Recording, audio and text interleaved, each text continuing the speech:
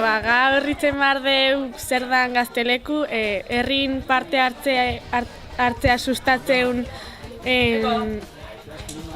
talde bat, eta sorrititu ekintzak, esan duten bezala, herrin parte hartzeko, eta baiteitu auzo lanak, bere bai larun batero hemen elkartzegea, atxale pasata, batzutan ideiak botatzeiteu, auzo lan horietan zein, badako gauza.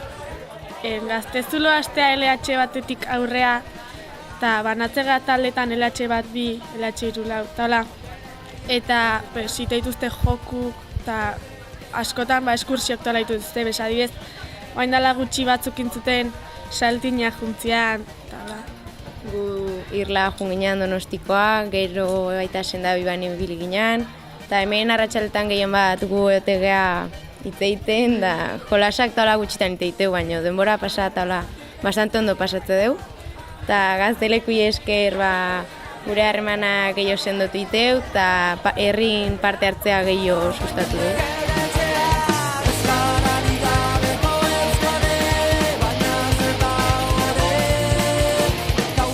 Gaztezuloia aurtengoa izango du 3. urtea, martxan jarri dela, hemen, lokal hontan.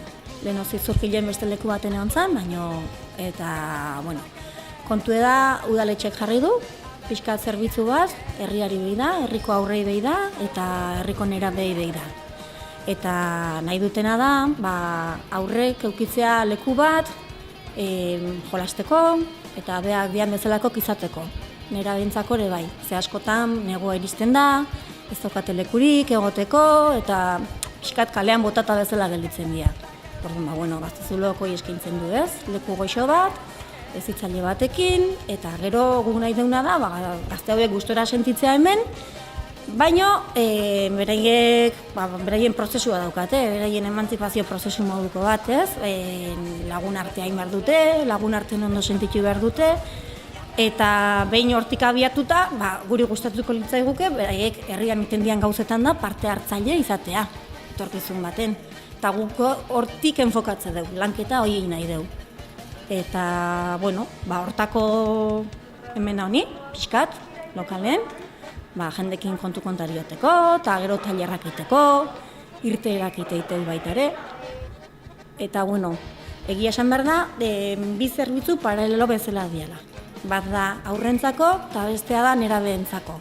Aurrak 12 urte eta nerabeak 12-17. Orduan, astean bitan aurrentzako irikitzen da. Atxaldeko 5-etatik 8-etara. Eta astean beste 2 egunetan, ostiral eta larun batetan, ja nerabeentzako. Irikitzen da baita ere 5-etatik 8-etara. Larun batetan, 4-etatik 7-etara.